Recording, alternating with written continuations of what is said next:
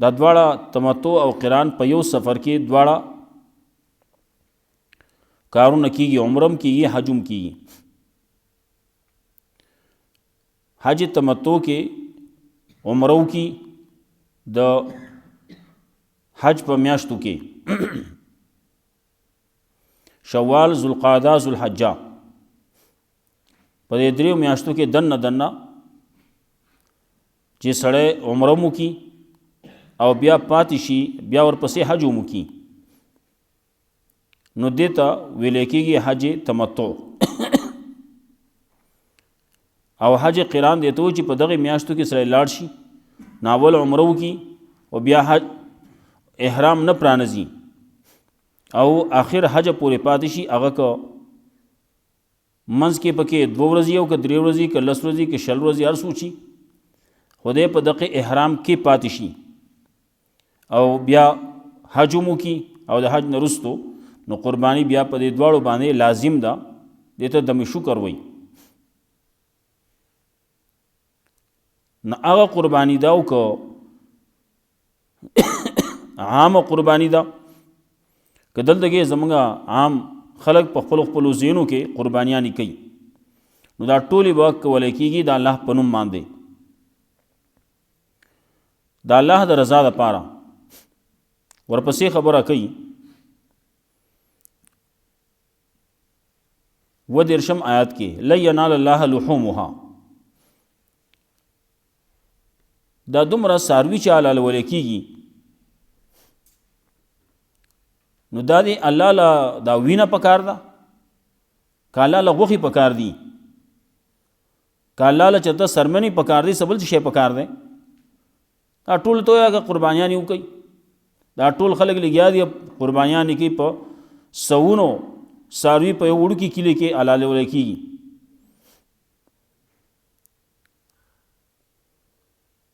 او بیا چې ملک ته وګورئ او بیا چې ثابتې دنیا ته وګورئ، نو په کروڑاو، په ارباو او بیا په دې کې څومره مال چې خرچ کولی کېږي، نو هغه خو ځانه په ارباو کرباو مال خرچ کولی کېږي. نو دا الله له څه پکار دي چې دا حکم یې کړی د قربانیانې وکړئ. نو الله رب العزت وایي او ما ته د دې ستاسو نه غوښې را رسي، نه ما ته وینې را رسي، نه ما ته څه بل څه شی پکار دی، ما ته ستاسو د زړه تقوا پکار ده، ستاسو د زړه اخلاص پکار دی. هغې خبره کوي، نو الله ته هغه رسي، الله ته هغه قبلیږي، الله د هغې اجر و ثواب ورکوي. نور هغه غوښې چا وخوړې؟ هغو ته خپل کور ته دننه ننیستې، کور کې تاسو وخوړې، ستاسو بچو خپل خپلوانو هغو وخوړې. او په هغې کې یو وخت داسې و، پیغمبر صلی الله علیه وسلم فرمایل 3 ورځو نه زیاتې غوښې به څوک ځان نه ساتي، 3 ورځو کې څومره خوړی شي خوري دی، دې نه زیاتې به نه ساتي، او دې ورکي نور له ورکوي. ولې بعضې وخت کې سختي وه، مشکلاتو، مالداري نه وه، غریبوالی و، پیغمبر صلی الله علیه وسلم یې ورکوي. قحطونو دور هم راغلی و، سختی پکې راغل وه، نو غوښې به څوک نه ساتي، ښه ورکوي. بیا وروستو کلونو کې رسول الله صلی الله علیه وسلم اجازت ورکو، څوک ځان لږدي ځان لږدی، څوک یې ورکوي ورکوي یې، اجازت دی کولی شي. بیا علماو لیکلي چې دغه غوښې دې 3 حصې شي، سړی خپله قرباني کړله نو دا 3 حصې کا، نو یوه حصہ ځان له پاتې کا، یوه حصہ خپلو خپلوانو باندې تقسیم کا، خپل خپلوان دي، رشتہ داران دي او ملګري دي، هغې باندې، او یوه حصہ چې دا هغه غریبانانو له ورکه، چې هغو څه نشتي هغې له ورکه. که څوک یو ټول غریبانانو له ورکي نو هم صحیح ده، که څوک خپل خپلوانو له ورکي نو هم صحیح ده، او که څوک وایي چې نه زما زه ځان له غریب یم. ثابت کال چرته په کال کې موږ ته غوښه کله میلاویږي؟ یو خو موږ چې کم ناس یو دا خپل ځان باندې قیاس نه دی پکار. ډېر خلک داسې دي چې هغه خلک خبره کوي په ډوډۍ پسې اریان دي. نو هلته کې هغه د بادشاه لور ور دی قحط راغلی ډوډۍ نشته نو پراټې دي خوري که نه. هغه نو داسې خلک چې هغه ماړه دي د مړې خېټې خبرې کوي پراټې ول نه خوري وایي. نو هلته کې هغو ته نوړۍ نه میلاویږي نو دوی به غوښې څه واخلي. او بیا په دې دور کې چې دومره د ګرانۍ دور دی هر شی ګران دی. زموږ که د یو سړي یو پلار دی یوې کور کې یو سړی دی یوه ښځه ده او دوه درې بچي دي واړه دي هغه د کار کسب نه دي د ګټې وټې نه دي. هغه ځانه څوک به سبقونه وایي څوک به لا د سبق هم نه وي. نو دلته کې د دقې یو د سړي او یوې د ښځې هغه چې کم محنت او مزدوري کوي د ورځې دیاړي کوي هغه د هغه د ورځې نه پوره کېږي. بیا چې پکې کله زموږ په دې شان جمع راشي پکې چې هلته کې کارونه هر څه ټپ شي کار پکې نه میلاویږي مزدوري نه میلاویږي دیاړي نه میلاویږي دغه سړی به چل کوي. د دیاړي 600 روپۍ دیاړي ده نو په 600 باندې د 3-4-5 تنه کډه چې ده نو دا نه پاللی کېږي. یو سړی دی د هغه کور هم نشته د کرایه په کور کې اوسیږي په ده باندې د کور کرایه پې ده په ده باندې د بجلی بیل دی په ده باندې نور چې څومره خبرې کوي ګورې ورته دا ټول د بیاج دي. نو چې ټول هر څه دغې نو دی پسې چل کوي دی ټول هر شي ته چې دغه وباسې پیسې وباسې نو دغه د یوې ورځې دغه 600 روپۍ 200 روپۍ 800 روپۍ دا کله رسي دې باندې ګزاره نه کېږي. نو الله رب العزت دا طرف نه رسول الله صلی الله علیه وسلم په جبه باندې موږ ته دا وویلی شو ځان له په خپله باندې خورئ په خپله خورئ غریبانانو باندې تقسیمولی شي نور له ورکولی شي هغې خبره تذکره کوي. او دا کله چې قرباني کولی کېږي د هغې تذکره هم کوي. قرباني به څنګه کوي؟ غټ څاروی دی نو غټ څاروی هغه په ولاړې حلالولی کېږي هغې ته نهر ویلی کېږي. کوم چې غټ څاروی دی نو غټ څاروی هغه اوښ دی نو اوښ د هغې حلالول یا د هغې نهر کول هغه هم لکوډې ګراني. دا اوښ کله کله بیا سړي باندې حمله هم کوي او د اوښ هغه یو طرف ته دنګ دی یو طرف ته د هغه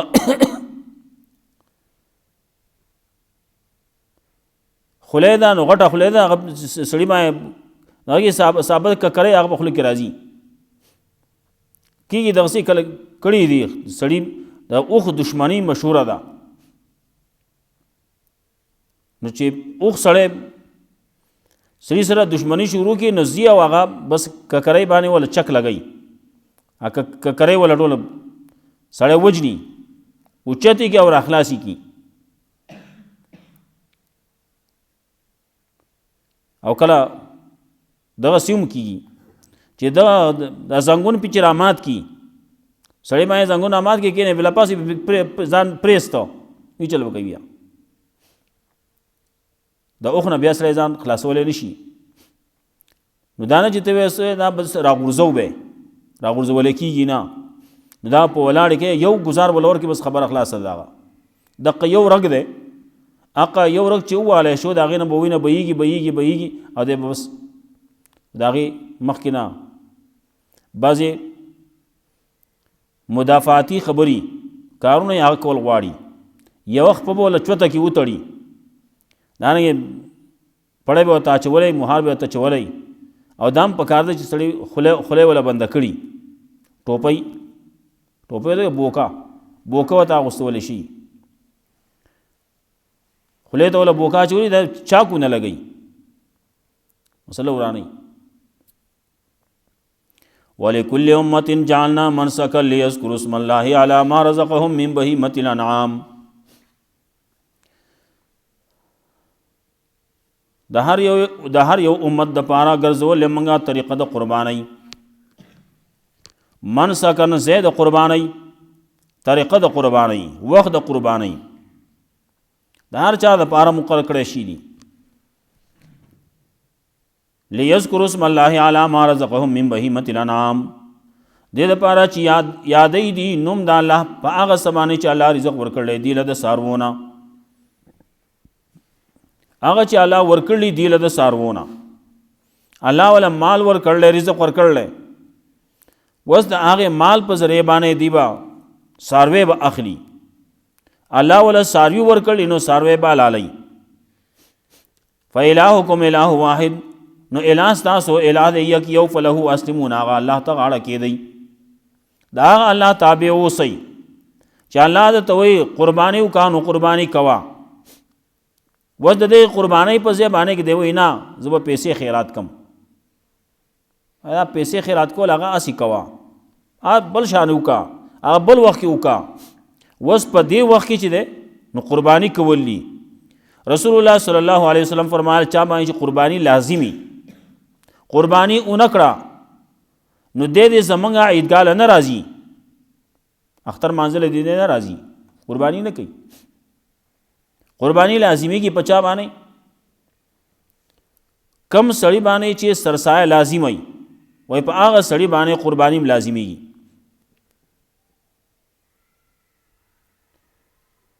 نو چې کله یو سړی داسې دی چې د هغه سره د نصاب مطابق لکه 2.5 تولې سپین زر دي، نو د دغه سپینو زرو په مطابق د سره مال شتي، نقد مال له مال تجارت ته، او یا سره دي سپین دي په دغه قیمت باندې، نو د باندې قرباني لازم ده، قرباني وکړي.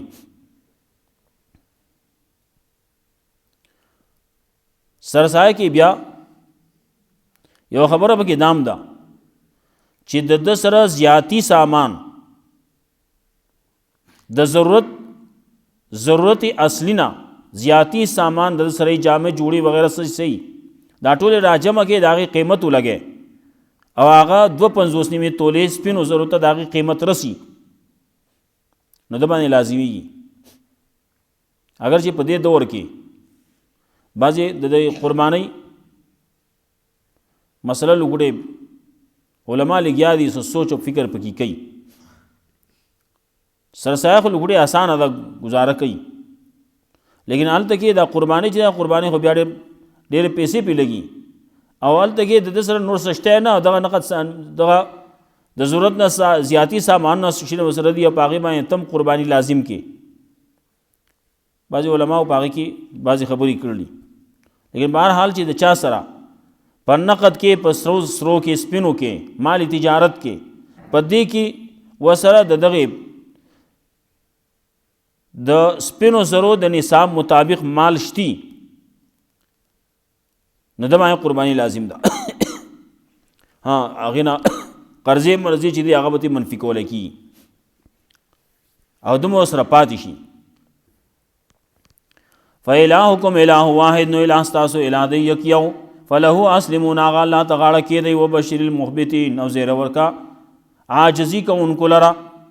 څوک چې عاجزي کوي، څوک چې تواضع اختیاروي، الله ته عاجزي کوي، لګیا دی سر یې په ځمکه باندې ایښودی دی، سجده کوي، نو دی کې هم دی عاجزي کوي الله ته. الذین اذا ذکر الله وجلت قلوبهم، دا کسان دي کله چې یادول کېږي نوم د الله نو رپیږي زړونه د دې، والصابرین، او صبر کوونکي دي، علی ما اصابهم، په هغه څه باندې چې کوم رسېدلي دي ته، والمقیم الصلاة، او قایمونکي دي مانځه لره، ومما رزقناهم ينفقون، او بعضې د هغه نه چې موږ رزق ورکړی دی له خرج کوي په لار د الله کې. نو کله چې نوم د الله یادول کېږي نو د دې زړونه یریږي، زړونه یې رپېږي.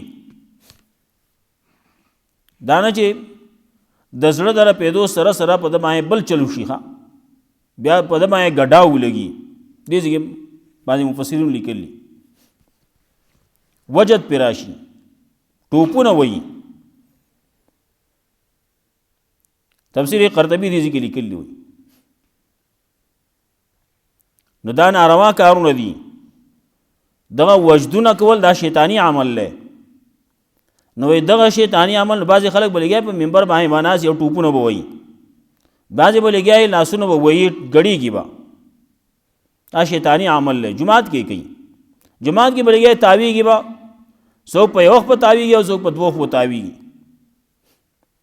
څوک به ټوپونه وایي، څوک په ملاس کې ټوپ وایي، چوتېږي لګي. تلبیس ابلیس کې لیکي وایي، بعضې نور علماء هم لیکلي دا چا باندې چې حل راځي نو دی د بلۍ په سر باندې کېنوه،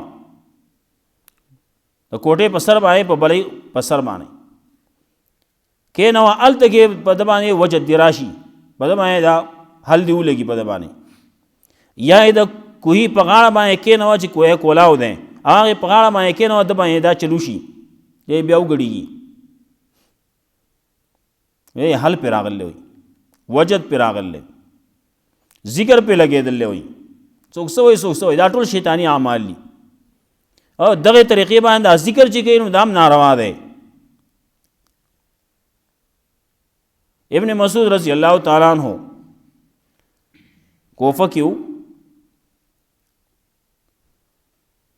نالته کې یو تنو اول خبر ورکوي پلانکی جماعت چې دی مازدیګر مانځه نه وروسته اکثر دا کسان راجمع شي نو ناس نو ذکر کوي، بیا نو یو پکې وایي لا اله الا الله وایي، ټول لګیا لا اله الا الله لا اله الا الله لا اله الا الله، جو بیا وایي سبحان الله وایي، ټول لګیا سبحان الله سبحان الله سبحان الله یا الحمدلله الحمدلله، دا لګیا دا ذکرونه کوي. ښه ویده چې بیا راشي ما ته بیا ووایه. هغه چې کله خلق راجمع شو، ابن مسعود رضی الله تعالی عنہ پسې سړی راغی، بیا یاران راغلي، ښه ګټې راجمع کړې، جولۍ یې ډکه کړه او راغی. هغه من عارفني فقط عارفني، هغه خلکو ته ودرېد، ویې څوک چې مې پېژني مې پېژني، څوک چې مې نه پېژني هغه یا واورئ زه ابن مسعود یم. او بعضې خبرې نور بیان ورته وکړو.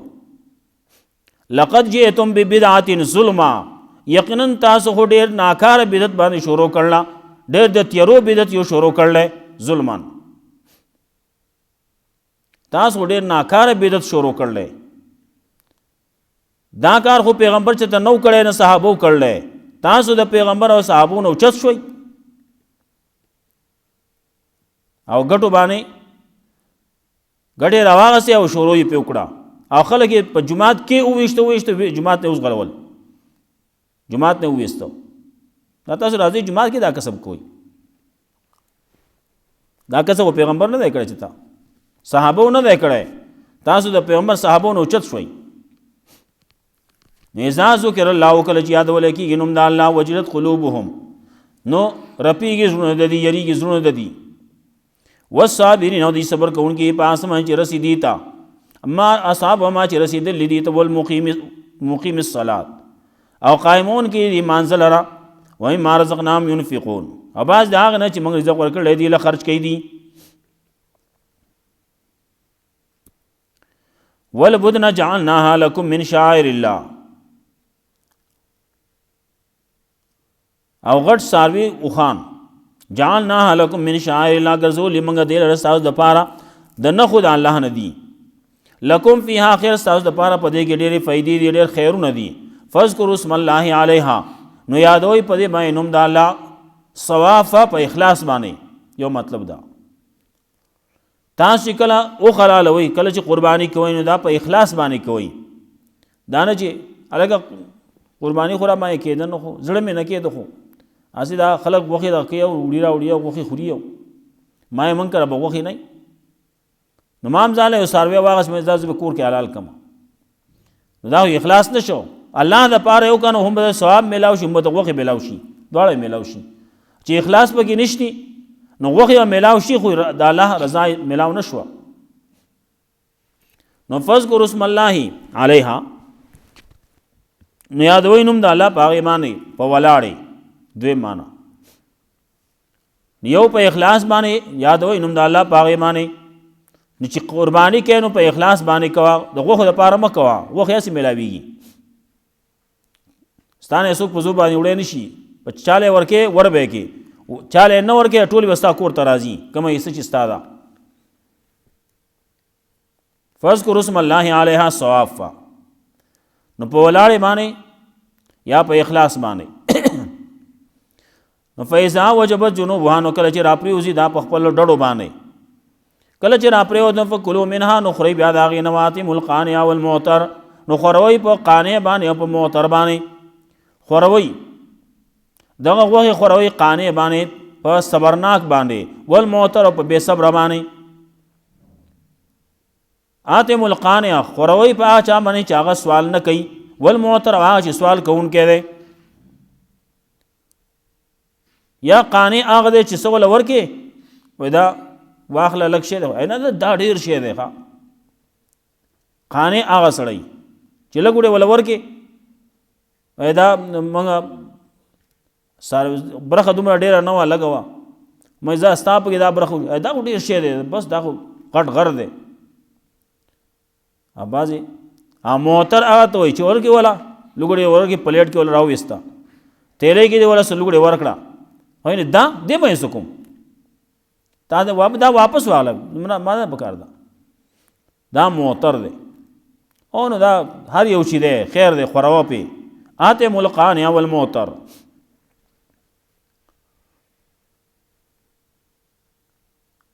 اوخ باره کې بعضې خلک یو خبره کوي، وایي اوخ چې حلالولی کېږي نو دا په وزې حلالولی کېږي، وایي اوخ هم په وزې حلالولی کېږي.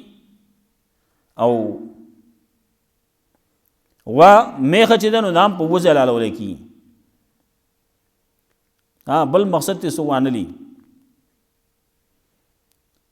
بعضې خلک بل شان وایي، وزې وایي دا ما بل شان ووایي، وایي د هغه سټ چې دی نو هغه وزې حلالولی کېږي، وزې کولی کېږي، دا وزې کولی کېږي، وزې حلالولی کېږي نه.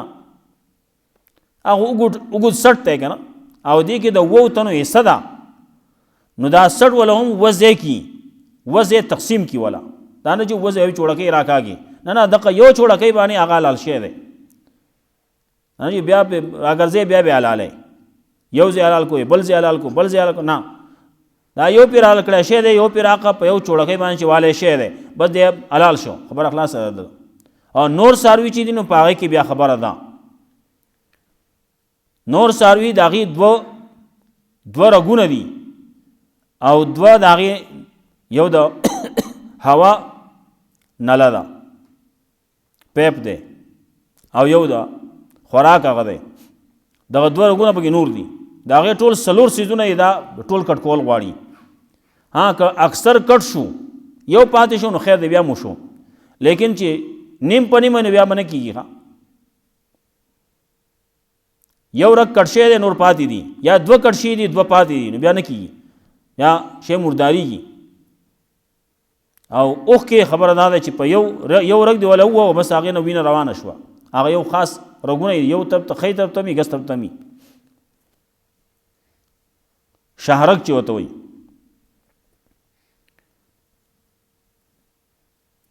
آتم القانع والمعتر کذالک سخرناها لکم، دارنګې مو سخر کړي موږ دا ستاسو، لعلکم تشکرون، دپاره دی تاسو شکر وباسئ. ټیم خو معاف کړل زیات شو که څه زیات شو که نه ټیم زموږ پوره شو، نیمه ګنټه وشو که څه. زه دا نور به بیا سبا ووایم انشاءالله. الله حکیم الله قرآن و سنت باندې عمل توفیق راکړي. ترجمه به سره بیا سبا وکړو انشاءالله.